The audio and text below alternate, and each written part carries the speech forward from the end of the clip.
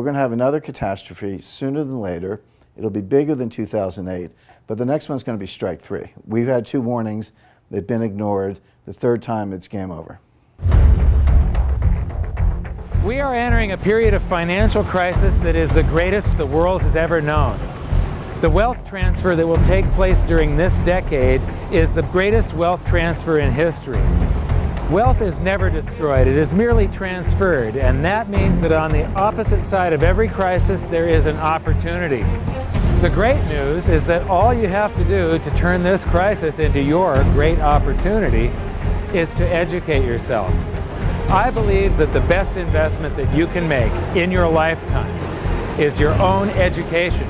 Education on the history of money, education on finance, education on how the global economy works, education on how all of these guys, the central bankers, the stock market, how they can cheat you, how they can scam you. If you learn what is going on and how the financial world works, you can put yourself on the correct side of this wealth transfer. Winston Churchill once said that the further you look into the past, the further that you can see into the future. This program is all about creating your own crystal ball, being able to gaze into the future, being able to change this crisis, the greatest crisis in the history of mankind, into your great opportunity.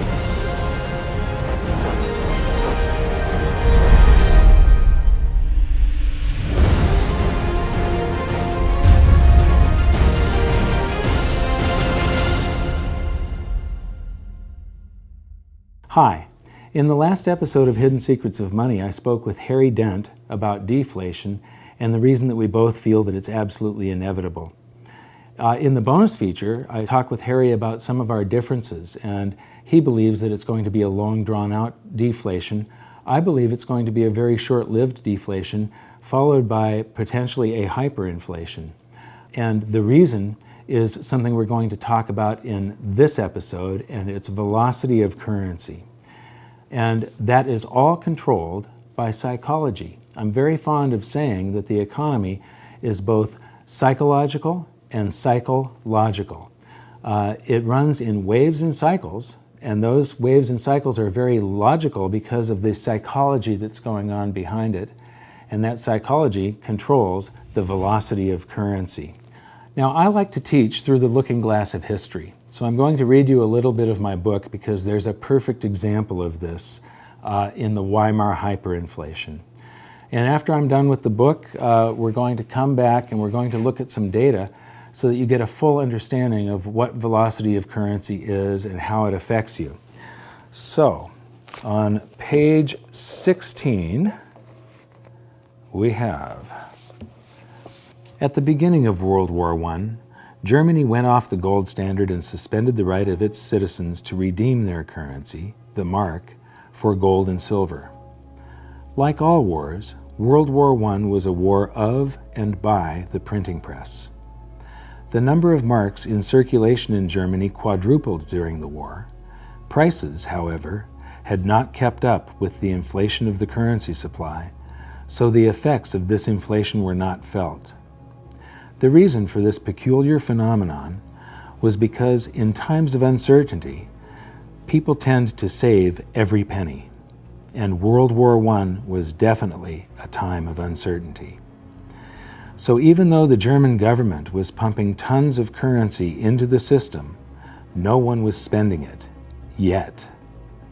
But by war's end, confidence flooded back along with the currency that had been on the sidelines, and the ravaging effects worked their way through the country as prices rose to catch up with the previous monetary inflation. Just before the end of the war, the exchange rate between gold and the mark was about 100 marks per ounce. But by 1920, it was fluctuating between 1,000 and 2,000 marks per ounce.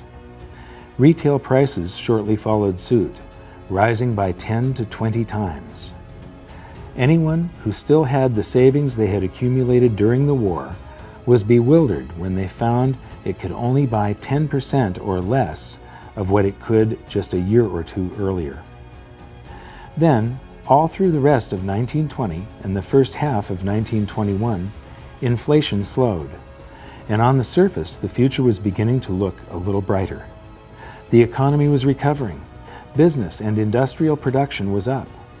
But now there were war reparations to pay, so the government never stopped printing currency. In the summer of 1921, prices started rising again, and by July of 1922, prices had risen another 700%. This was the breaking point, and what broke was people's confidence in their economy and their currency. Having watched the purchasing power of their savings fall by 90% in 1919, they knew better this time around. They were smarter. They had been here before. All at once, the entire country's attitude toward currency changed. People knew that if they held on to their currency for any period of time, they'd get burned. The rising prices would wipe out their purchasing power. Suddenly, everybody started to spend their currency as soon as they got it. The currency had become a hot potato, and no one wanted to hang on to it for a second. Now, on the next page, I talk about the front page of the New York Times 1923, and I reference some information there. And I just happen to have a reprint of the front page of the New York Times from 1923. And there's an article here about the German hyperinflation. But what I find more interesting than that is the entire paper is this wonderful time capsule.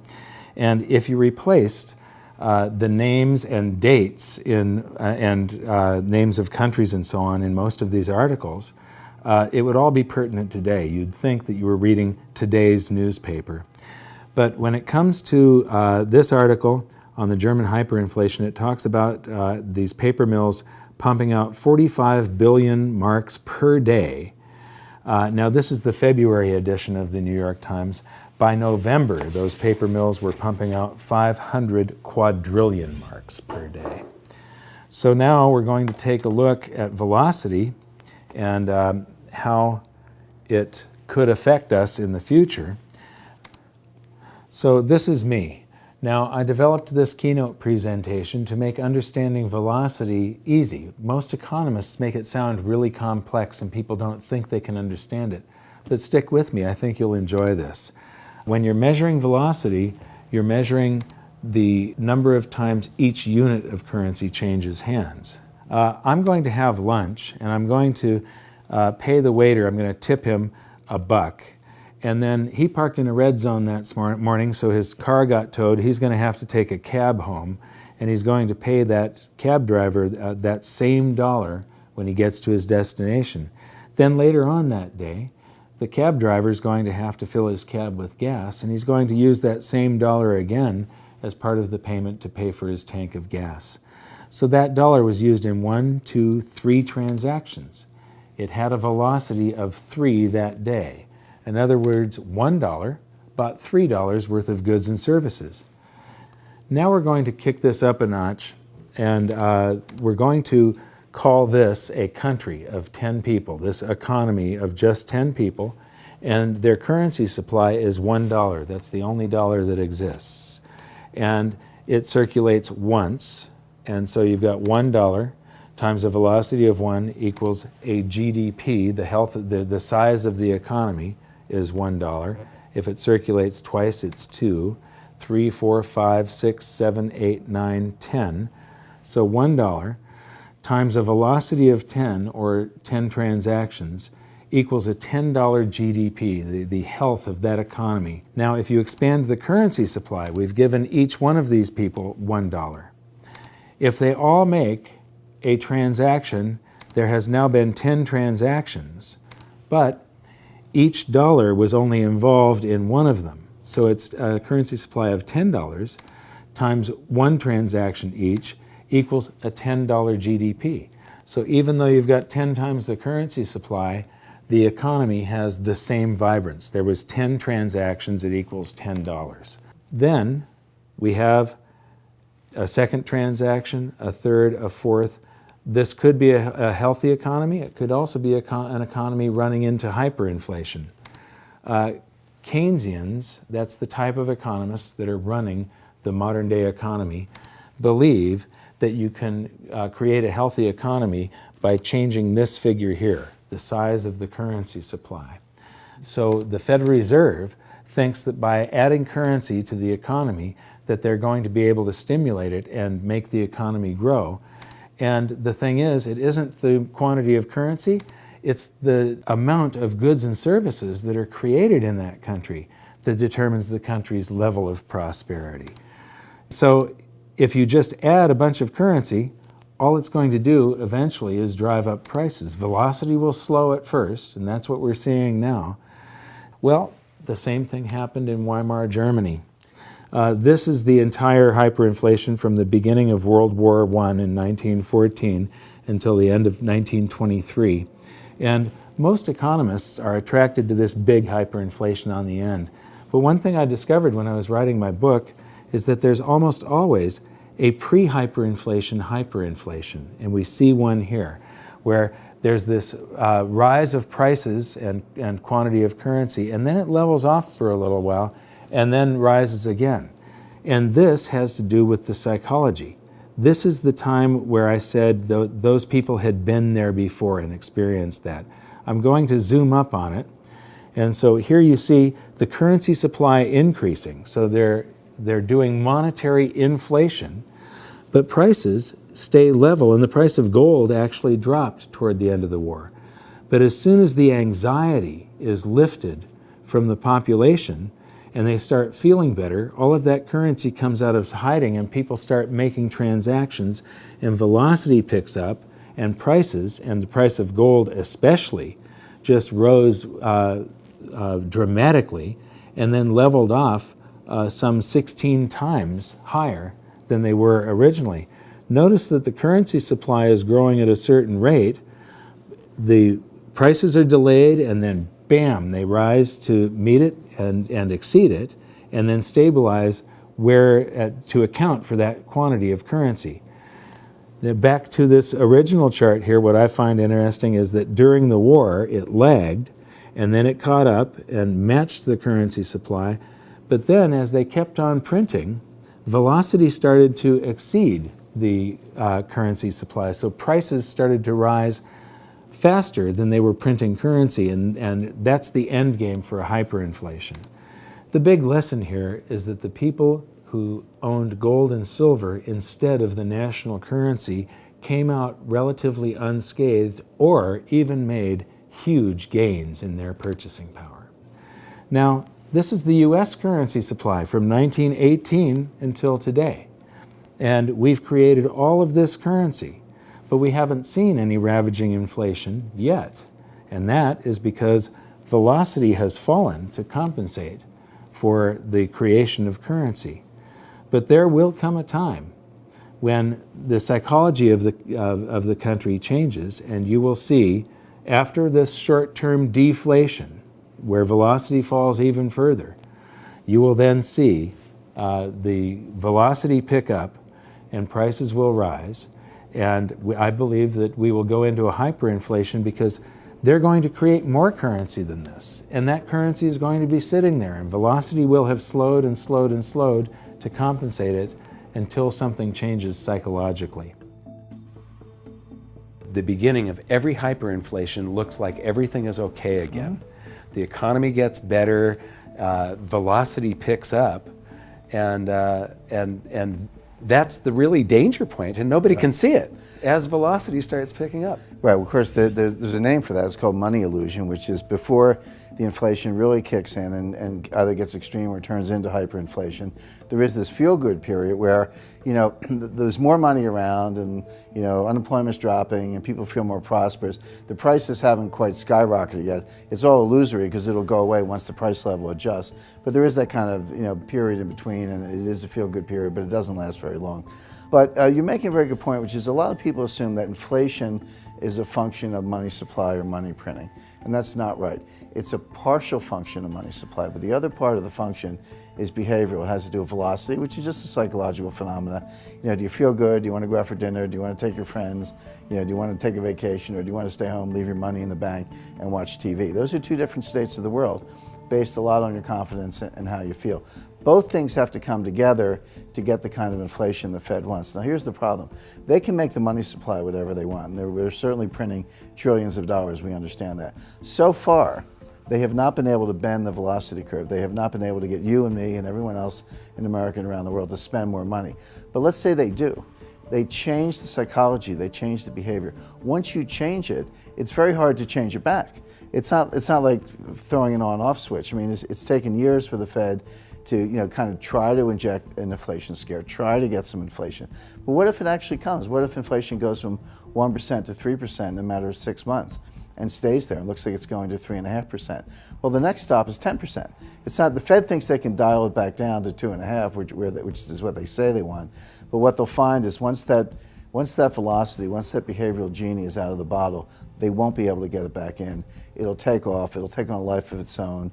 What's the Fed going to do? Raise interest rates to 10% with unemployment of 7%? I mean, people go down and burn down the Fed. I mean, there are limits on what they can do. But the point is, once it starts, and you're exactly right, it's a feedback loop. It feeds on itself.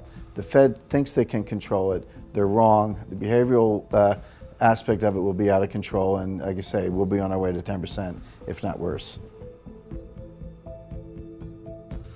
It seems like all of these bright minds that want to run things, none of them trust the free market mechanism. Well, I think that's right. They will talk to you ad nauseum about the failures of the free markets without realizing that most of the so-called failures are actually the result of misguided government policies from prior times. I'll give you a classic example. 1998 was a warning. That's, started in 1997. Capital outflows from emerging markets started in Thailand. There was blood in the streets in Jakarta and Seoul. Made its way to Russia. Russia imploded, took down the hedge fund long-term capital management. I was associated with that, so I had a front row seat on that disaster. And finally, the world built a firewall around Brazil, and Brazil did not collapse, although it would have been the next domino to fall. Now, there was a clear-cut lesson. Capital markets came within hours of complete closure. And I was there. I sat with Peter Fisher, who was head of open market operations at the Fed, his associate Dino Cost. We were on the phone with Bill McDonough, president of the Federal Reserve Bank of New York. Gary Gensler was there from the Treasury, all the lawyers, all the bankers on Wall Street. We were trying to hold this together. Now, we did bring it in for a soft landing, so the world has kind of forgotten about that episode. But it was extremely close and extremely delicate. We were literally hours away from shutting down global bond markets and stock markets. Now, what lessons were learned? Well, the lessons... Well, that cascades into the credit card not working and the gas not coming out Correct. of the pump. That's right. There would have been a global bank holiday, we were Yes. hours away from that. Now, it didn't happen, so everyone's like, oh, no big deal, it's fine, but there were some lessons that should have been learned. Banks should have been broken into smaller units. Derivatives should have been banned, et cetera. There were things that should have been learned from that. Instead, what did we do? We did the opposite. We repealed Glass-Steagall, which allowed banks to be hedge funds. We repealed swaps regulation, which allowed them to create swaps and derivatives on all kinds of other things that had never been done before. We repealed the net capital rule for broker-dealers, so instead of 15-to-1 leverage, you were allowed to have 30-to-1 leverage, which Lehman had on the day it went down. We implemented Basel II, which allowed banks to use more leverage. We did the exact opposite of what we should have learned in 1998. Is it any surprise that 10 years later, we had a bigger catastrophe, almost destroyed capital markets again, and now here we are not learning the lessons again. We haven't done anything we need to do, so therefore, we're going to have another catastrophe sooner than later. It'll be bigger than 2008, but the next one's going to be strike three. We've had 2 warnings, they've been ignored. The third time, it's game over. I don't see any particular difference between my outlook and yours. Certainly a situation where society owes more than it can pay, and where it has to default, either honestly or dishonestly, is deflationary. Debt liquidation. Honestly being just a default. We are bankrupt, we can't pay you. Yeah. Dishonestly inflating the debt away. Exactly. Honestly would be to say to the bondholders, yeah, that's right, we say we're going to pay you back, and we say we're going to pay you back with interest. Well, too bad, so sad. Times are tough, we lied. Strong letter to follow, right? Say to guys like me, you're 60? Yep, I know you're supposed to get Social Security when you're 62 or 65. The truth is, we don't have the money, so you're not going to get it, right? That's the honest way. I think the yield to politician is very low with regards to the honest way. So I think that we're going to have deflationary scares, and I think we're going to have deflationary events. I think we're going to have asynchronous events like long-term capital management and things like that, that will initially have deflationary outcomes. But I suspect, like you, that the demand for the public will be for the big thinkers to solve that problem and solve it in the only way they know how, which is to fill every crack, even the Grand Canyon, with currency. So how is this all going to play out? You know, I don't know exactly, but what I do know is that the longer this goes on, the bigger it's going to be. And I wrote about some of the possibilities in my book. And this was written before the crisis of 2008. And so in here, I refer to Ben Bernanke, but I'm going to change that to just the Federal Reserve or central banks for you right now. So, the day of reckoning will come when millions of baby boomers reach the age where they have to take mandatory distributions from their IRAs. As they find that the investments they were counting on for their retirement, their homes and their IRAs full of mutual funds, have actually lost value, that the amount of stuff that they can buy from the proceeds if they sell their home is actually less than when they bought their home. And as they realize that their dream of a comfortable retirement was just that, a dream, all those boomers will get scared and pull in their horns. They will stop spending.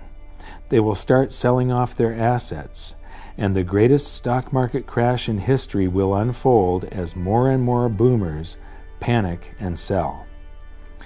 I believe this will also be accompanied by the greatest real estate crash the world has ever known.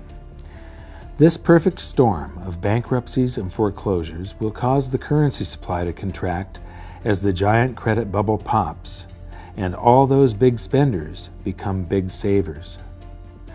When people save their currency, it stops circulating. The economic engine runs out of oil, and the whole thing locks up. This is every central banker's worst nightmare. This is real deflation. And the world's central bankers are about to discover the true scale of the horrors of a credit bubble implosion. When this happens, the Federal Reserve will once again send out its armada of money bomb dropping helicopters, but this time something will be different. Something will have gone horribly wrong.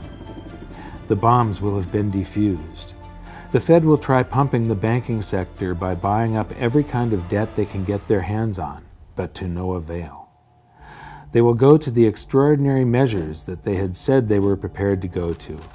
They will buy every mortgage, mortgage-backed security, and any other type of debt that panicky investors and banks are trying to sell, but nothing good will come of it.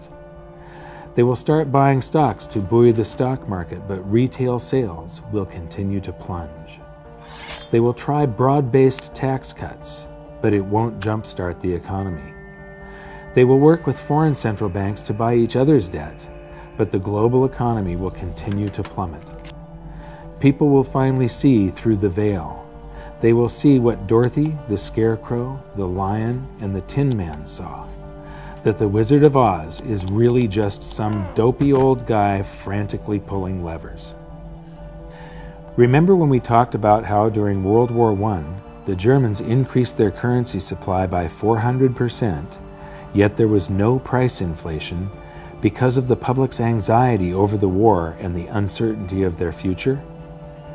Imagine the anxiety 75 million baby boomers will feel as they approach retirement, only to find their homes and their mutual funds are now worth next to nothing. The nest egg, ladies and gentlemen, has just cracked.